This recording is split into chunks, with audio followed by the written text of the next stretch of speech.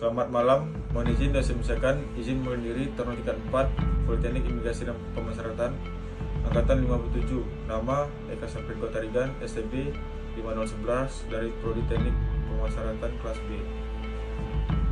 Izin di sini saya akan mempresentasikan hasil analisis terkait permasalahan penyelundupan barang oleh pengunjung di lapas dan rutan di seluruh Indonesia serta strategi penanggulangan berdasarkan pendekatan organizational development.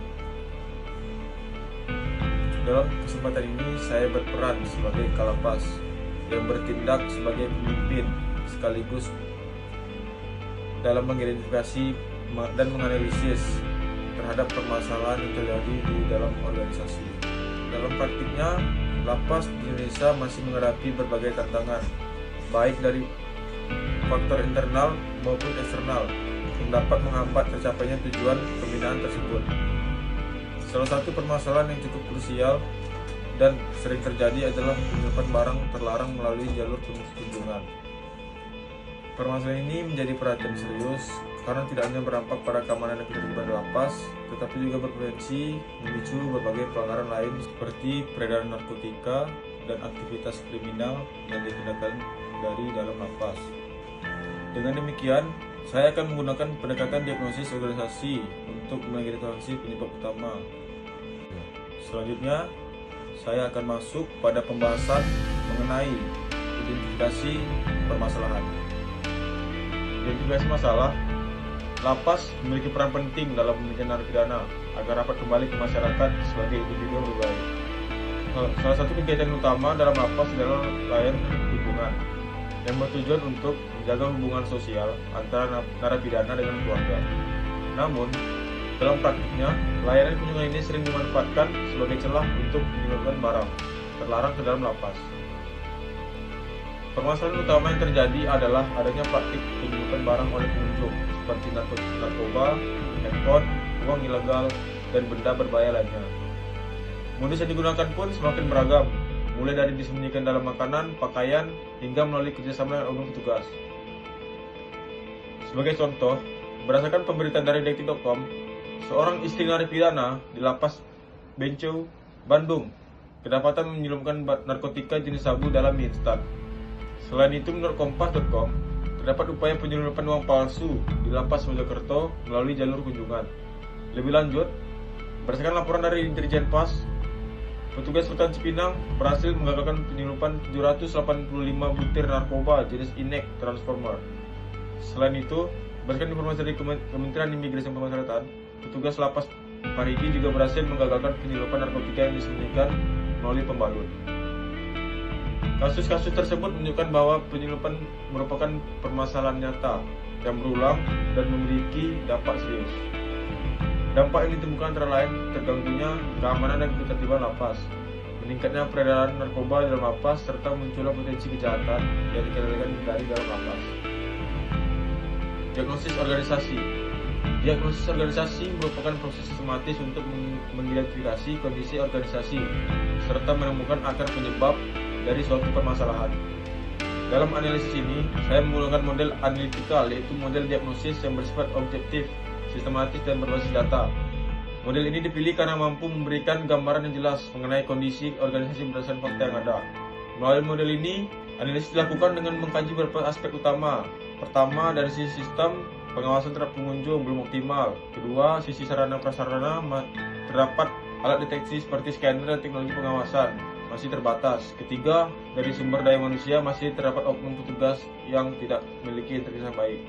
Akar masalah, berdasarkan analisis tersebut, dapat disimpulkan bahwa akar permasalahan utama terletak pada lemahnya sistem pengawasan, keterbatasan sarana prasarana, serta rendahnya integritas sebagai petugas.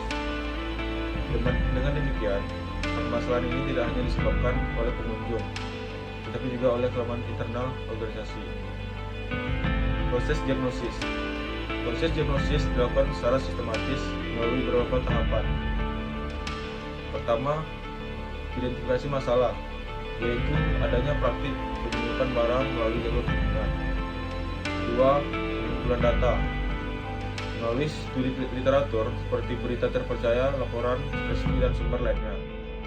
Ketiga, analisis data, menggunakan model analytical untuk memahami kondisi organisasi secara objektif. Keempat, penentuan akar masalah sebagai dasar dalam merumuskan solusi. Diagnosis ini dilakukan secara sistematis, berbasis data, objektif, serta mampu mengidentifikasi akar masalah secara tepat. Strategi perubahan. Dalam mengatasi permasalahan ini, saya menggunakan model perubahan dari Kurt Lewin yang terdiri dari 3 tahap, yaitu unfreeze, change, dan refreeze. Model ini dipilih karena sederhana, sistematis, dan efektif dalam mengelola perubahan organisasi. Pada tahap unfreeze, dilakukan evaluasi terhadap sistem kunjungan serta sosialisasi kepada petugas dan pengunjung mengenai pentingnya peningkatan kewaspadaan. Pada tahap change, dilakukan perbaikan sistem melalui pengetatan pemeriksaan, penggunaan teknologi seperti CCTV dan alat deteksi, pembatasan barang bawaan, serta peningkatan pengawasan dan integritas petugas. Pada tahap refresh, dilakukan penetapan SOP baru, monitoring rutin, serta pemberian sanksi tegas bagi pelanggar. Hasil yang diharapkan dengan penerapan strategi ini diharapkan terjadi penurunan praktik penyelundupan barang, peningkatan keamanan dan ketertiban lapas, serta terciptanya sistem pengawasan yang lebih efektif dan profesional. Kesimpulannya dan rekomendasi. Dapat disimpulkan bahwa penyelundupan barang oleh pengunjung merupakan permasalahan serius yang disebabkan oleh lemahnya sistem dan faktor internal organisasi. Sebagai Kalapas, saya merekomendasikan penguatan sistem pengawasan, pemanfaatan teknologi, peningkatan integritas petugas, serta perbaikan SOP kunjungan. Rekomendasi ini dinilai layak untuk diterapkan karena dapat dilakukan secara bertahap, realistis, serta memanfaatkan sumber daya yang tersedia. Sebagai penutup, saya ingin menegaskan bahwa permasalahan penyelundupan barang oleh pengunjung di UPJ di masyarakat bukan hanya merupakan pelanggaran individu, tetapi juga mencerminkan adanya kelemahan dalam sistem organisasi yang perlu segera diperbaiki. Melalui diagnosis yang sistematis dan berbasis data, dapat diketahui bahwa agar permasalahan terletak pada aspek pengawasan, sarana prasarana, serta integritas sumber daya manusia. Oleh karena itu, diperlukan strategi perubahan tidak hanya bersifat teknis, tetapi juga menyentuh aspek budaya organisasi dan profesionalisme petugas. Dengan penerapan model perubahan yang tepat serta komitmen yang kuat dari seluruh jajaran, diharapkan sistem pengawasan di lembaga pemasyarakatan dapat menjadi lebih efektif, transparan, dan akuntabel.